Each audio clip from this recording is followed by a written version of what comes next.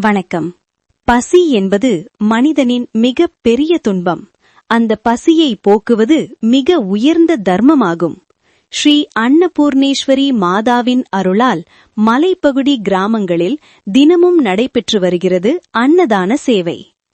பசியுடன் இருக்கும் அனைவருக்கும் அம்மாவின் அருளால் உணவு வழங்கும் இந்த சேவையின் மூலம் தினமும் 1200 முதியோர் மற்றும் ஆதரவற்றவர்கள் பயன்பெற்று வருகின்றனர். நாங்கள் அவர்களின் வீடுகளுக்கே நேரடியாக சென்று அன்புடன் சத்தான உணவை வழங்குகிறோம். இந்த அன்னதானம் உணவு மட்டுமல்ல, அம்மாவின் கருணையும் ஆசீர்வாதமும் ஆகும்.